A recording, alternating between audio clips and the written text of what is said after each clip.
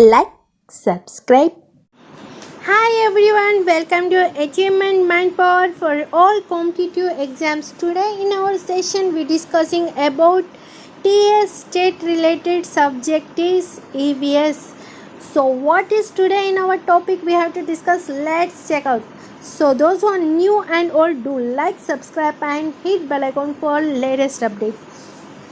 You may also join with me on Telegram channel links and Instagram links are provided in description box. We bring in front of you 30 days crash course, paper 1 complete topics, paper 2 selected packages also available, bilingual explanation, pre-recording sessions available and with on your flexible time. So target 100%, hurry up. Batches start soon. Already batches are running. Those who are new batches, we are interested in and join with me in new batch. For more queries you may contact with me on new subscription Telegram channels. A link is provided in description box. So today paper 1 subject is EVS. Paper 1 related EVS subject today we have to discuss, and our topic is 5th class. So we have already learned about 3rd class, 4th class and today is 5th class. Those who are not watch these sessions, go and check out my playlist. And in previous, before these sessions, we have uploaded 5 classes that are dependent on the MCQ. So we are solving MCQ questions on the basis of most important topics we discuss in these sessions, class 5. Total 5 classes in front of you, and those who are not watched, go and check out in my playlist. So 5th class today in topic is most important topic because 5th class has play an important role in examination, because here it is the basis of some of the knowledge which is gained high power. So here the testing in most of the questions are formed in 5th class. So don't miss these sessions and be connected with me and share my sessions in your friends and all in groups. So do like, subscribe and share. If you want to complete my syllabus within before days and we practice more in these sessions, so do like, subscribe and hit bell icon. जैसे ही हम यहाँ पर session जैसे जल्द complete कर लेंगे, तब हम यहाँ पर ज़्यादा से ज़्यादा प्रैक्टिस करेंगे. तो ज़्यादा से ज़्यादा प्रैक्टिस करनी हो तो सेशंस को ज़्यादा लाइक एंड शेयर करते चलेगा, हिट बेल आइकन करते चलेगा, तभी हम बैक टू बैक సెషన్స్ आपके सामने लाते रहेंगे. ఎవరైతే మన సెషన్లో కొత్తగా ఉన్నారో షేర్ చేస్తూ వెళ్ళండి. మన సెషన్కి లైక్ షేర్ చేస్తే మీరు ఎంతగానో ఇక్కడ సపోర్ట్ చేస్తారు. సెషన్స్ బ్యాక్ టు బ్యాక్ వస్తుంది. బ్యాక్ టు బ్యాక్ రావడం వల్ల మనం ఇక్కడ క్లాస్ 5 అయిపోయిన తర్వాత మనం క్లాసెస్ వైజ్గా ఇవాళ మనం డిస్కస్ చేయబోతున్నాం.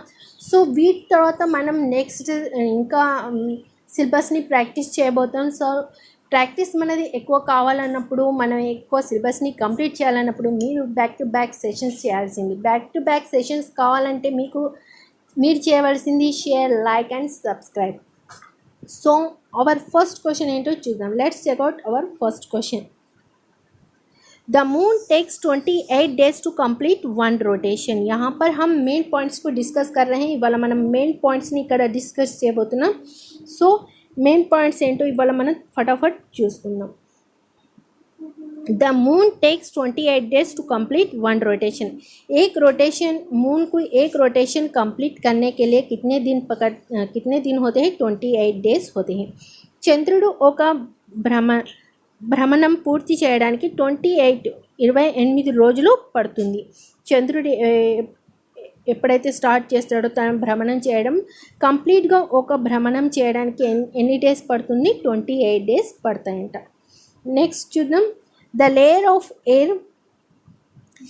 Layers of air around the earth is called atmosphere. భూమి చుట్టూ గాలి పొరలు वातावरणम अंटारू. एटमॉस्फेयर यहाँ पर किसे कहा जाता है पूछा गया है. तो एटमॉस्फेयर किसे कहा जाता है? जो हमारे अर्थ होता है, ये अर्थ के गोल जो यहाँ पर एयर होता है, जो यहाँ पर हवा होती है, उन हवा में मोस्ट ऑफ लेयर्स होते हैं. इन सभी लेयर्स के हवा के लेयर्स को क्या कहा जाता है? इनको एटमॉस्फेयर कहा जाता है. మన భూమి చుట్టూ ఏదైతే గాలి పొరలు ఉంటాయో ఆ పొరలని ఏమంటాం మనం? చుట్టూ ఉన్న మన భూమి చుట్టూ ఉన్న పొరల్ని గాలి యొక్క పొరల్ని ఏమంటాం? అట్మాస్ఫియర్ అంటాం.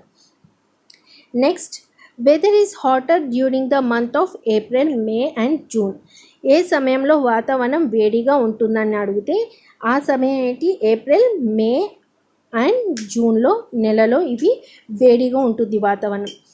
हाटर कब यहाँ पर धूप ज़्यादा होती है? बहुत ज़्यादा धूप होती है तो वो है हॉट, यानी कि बहुत गर्मी रहती है तो वो है अप्रैल, मई एंड जून के महीने में यहाँ पर बहुत गर्मी मिलती है.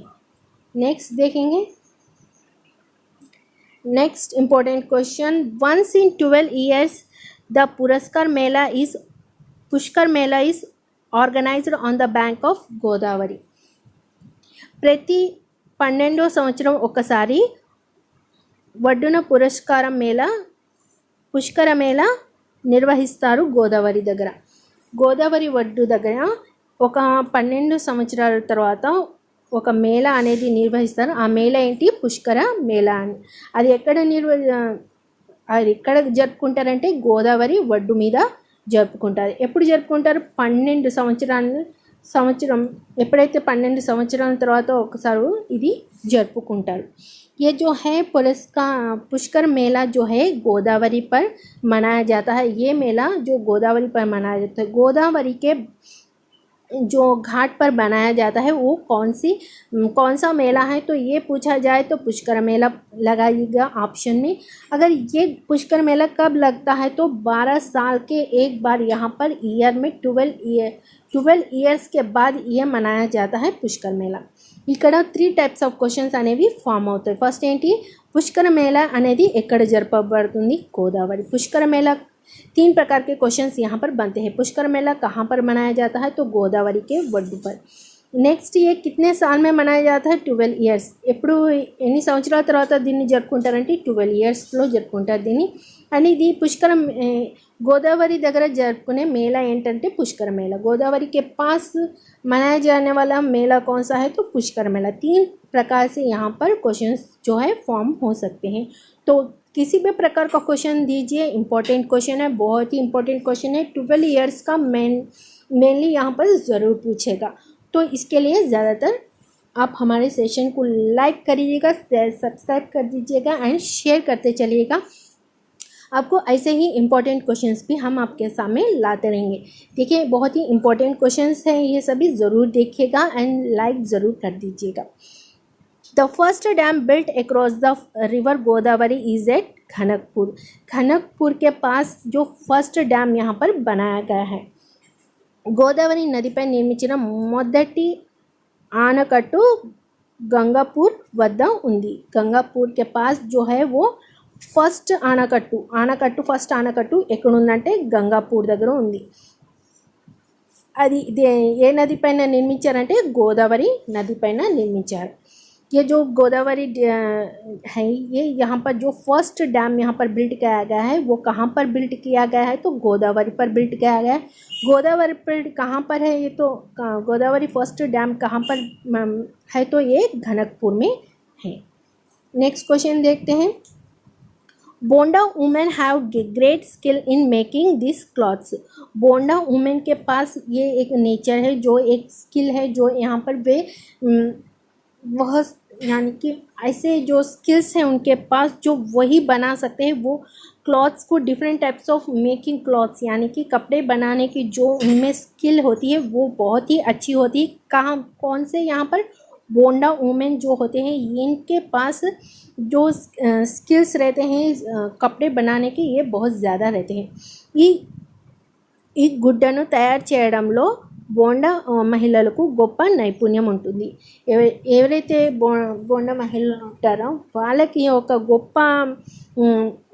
గొప్ప స్కిల్, గొప్ప నైపుణ్యం ఏముంటుందంటే క్లాత్ తయారు చేయడంలో, గుడ్డని తయారు చేయడంలో వాళ్ళు ఒక గొప్ప నైపుణ్యం వాళ్ళ దగ్గర ఉందన్నట్టు. ఎవరి దగ్గర? బోండా ఉమెన్స్.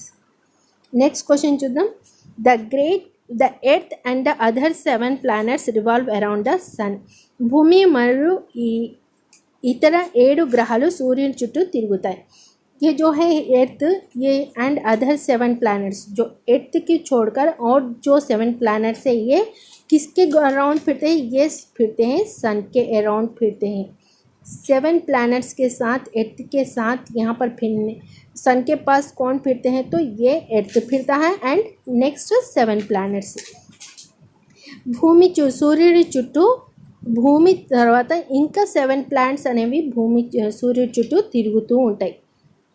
ఇలా ఇవ్వబడింది క్వశ్చన్. ఎలా అంటే సూర్యుడి చుట్టూ ఎవరు తిరుగుతారంటే ఎర్త్ అండ్ 7 ప్లానెట్స్.